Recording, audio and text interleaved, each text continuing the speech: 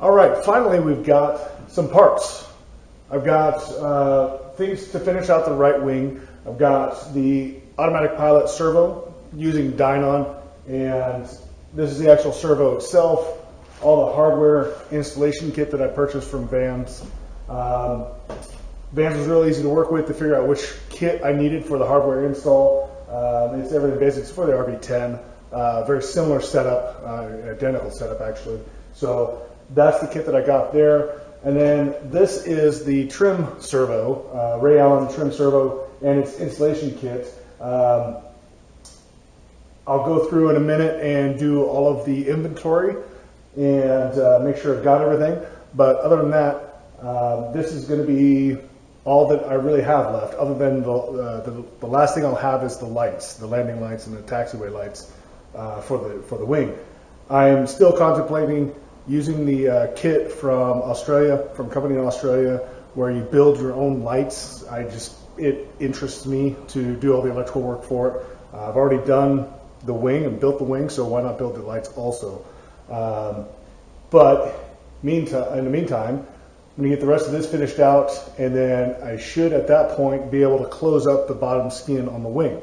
I am probably still going to hold off on that because there's really no reason to close it out.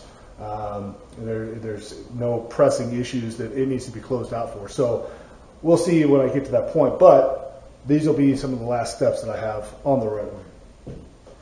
So as I said, this is the servo, this is the instructions for the trim servo. And then over here is the Dynon automatic pilot servo. And this just came in today. And so this is going to be what's going to control the ailerons. As you can see, it's the SV42 for the ailerons. The SV32 is going to be for the elevator. And it utilizes most of the stuff that I've already installed. There's another bracket that I'm going to have to install, but other than that, wiring kit that goes with it and all the hardware. There's been a few folks who have discussed that the aileron, the servo travel can actually interfere with the Molex connector on the installed bracket on the RV-14. And so some have modified it, and I think that if you look at Dynon's kit itself, I think that it's actually got a new bracket that you can install that probably moves that Molex pin connector out a little bit, I'm assuming. But I've seen on the forums that some have said that there's issue when you allow it to over travel. Others have said that it's not an issue at all. So we'll do the installation, see how it works out, see if I have to move anything or modify anything.